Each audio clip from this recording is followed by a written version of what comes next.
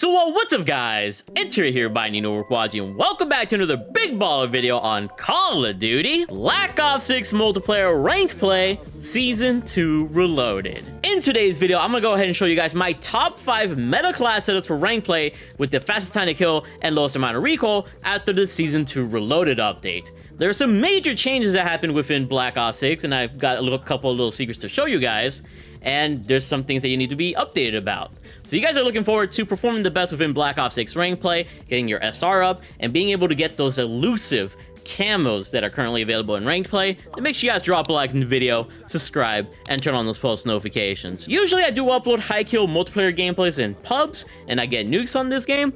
But if you guys are willing to see more ranked play, then get this video to 1,000 likes and really show that support, and maybe I'll do a road to Crimson, Iridescent, or whatever the case is. But I really need to see that support for the ranked play videos. And regardless, I think my content can be worthwhile to your time, so hopefully you stick around. But with all that being said, we're going to go ahead and start things off with the AIMS 85, which we all know is the usual pro AR that everybody's using because it has a faster time to kill than the GPR. But we'll talk about that GPR in a little bit. There's some changes with it that I definitely got to mention. But with all my yapping out of the way, let's show you guys my #1 AIMS ranked play class. For the optic here, you can choose to use either the AccuSpot Reflex or the Kepler Microflex. They're very clean and will allow you to aim more accurately with the AIMS 85. The muzzle that I highly recommend is the ported compensator. Helps your first shot recoil control massively, and since people get melted pretty fast and then you reposition and then you shoot again, the first recoil control accuracy is a lot more important than the overall recoil, at least in my opinion. So up to you if you want to use the compensator or the ported. I'm gonna go with the ported most times. The barrel here that I recommend is the reinforced barrel for higher damage range and bullet velocity. This gun can connect faster at farther ranges. Underbarrel here that I recommend is the vertical foregrip for maximum horizontal recoil control, so the gun can be truly a laser beam. For the rear grip, I typically use the ergonomic grip because it helps your on-the movement massively, as well as make you have snappier ADS speed. And these are the typical 5 attachments you'll see on ARs. However, if you wanted to, you could change the vertical foregrip for the recoil springs and have better accuracy that way. But I personally been liking the vertical foregrip. As you can see, the AIMS 85 is doing what an AR is supposed to do.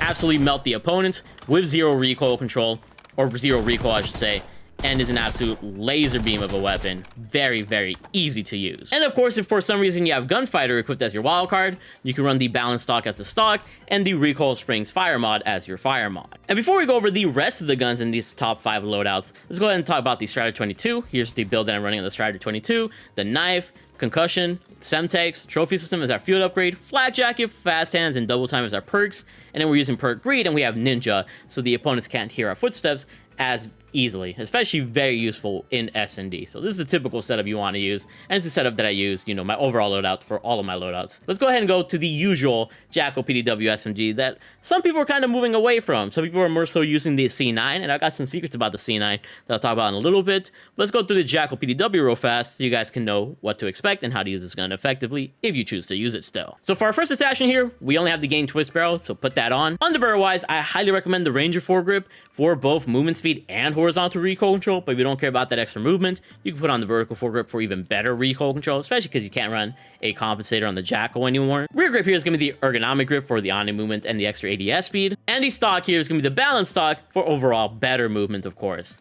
And unfortunately, that's the only 4 attachments you can run on the Jackal. I don't think there's a point in running an optic, but to me, it's kind of crazy that they GA attachments and then they put it in ranked play. I feel like the Jackal should still have the ability to run a compensator, and it's because of these lack of attachments that I think the C9 now has a much more edge than the Jackal. As you can see, the Jackal is still very, very nice and will shred the opponents with this setup. Now we're gonna move over to the GPR 91, which if you didn't know, it got buffed with the most recent update that went out with Season 2 Reloaded, and now it has a better first damage range. And the thing with the GPR is that if you're able to hit headshots, then this gun will easily have a faster time to kill than the AIMS 85. By default, the AIMS 85 does have a faster time to kill, which is why it's more consistent, but if you're good at hitting head, try out that GPR and you might surprise yourself. It could be a lot more versatile let's show you guys the class. Optic, of course, is going to be the AccuSpot Reflex or the Capital Microflex, whichever one you prefer. The muzzle here is going to be the ported compensator for reasons I've already stated earlier. The barrel here is going to be the reinforced barrel to allow this gun to connect better at farther ranges and boost that damage range even further with the buff. Underbarrel here is going to be the Ranger foregrip because we don't need that vertical foregrip, and thus we can benefit from having some extra movement. And for our rear grip here, we have the ergonomic grip for the omni movement and extra ADS speed boost. And like always, you can take off the Ranger foregrip and try out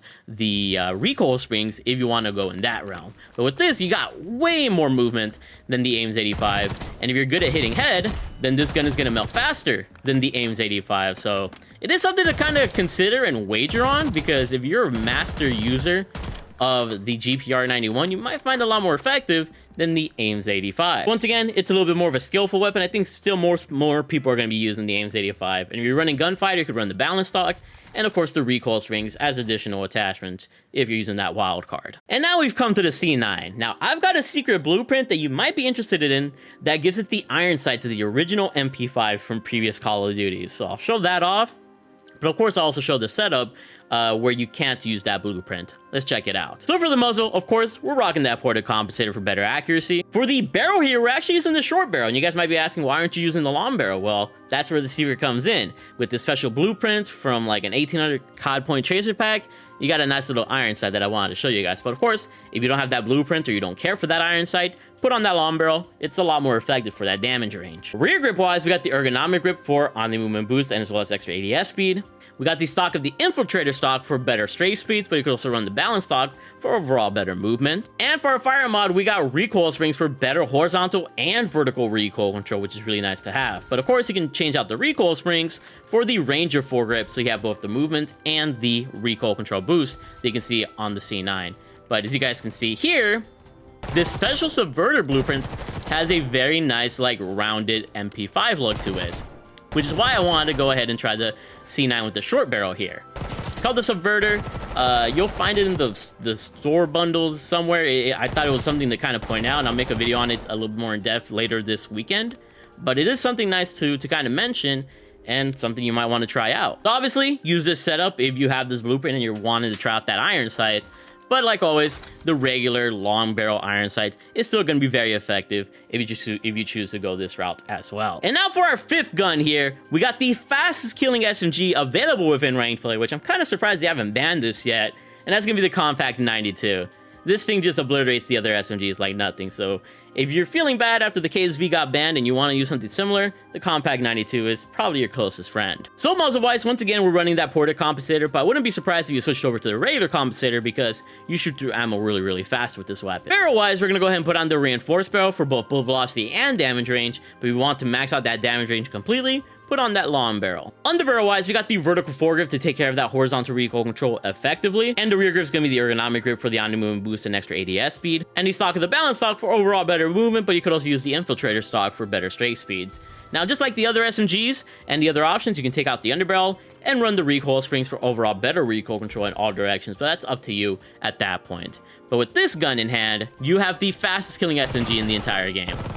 It's legit a danger, and I think it's pretty accurate with this build. But like I said, you could switch it out, and the only real downside to this gun is its damage range and the fact that it has a lot of recoil. So I don't know, might be something to work out, but just know you're gonna be running out of ammo fast, but you will piss off people in like 1v1s or even 1v2s if you can conserve your ammo effectively. This gun's scary. And why not? I'll give you guys the sixth gun, because you guys can see there's still only 6 guns available in ranked play. So I'll give you guys the PP919 class, and there's the setup, and of course you can change things out if you feel the need to do so, just for anybody that wants to rock this gun. It's probably the worst gun in ranked, no point in using it, but I thought I'd put it out there. There you guys go, my top 5 meta ranked play class setups within Black Ops 6 multiplayer ranked play of Season 2 Reloaded.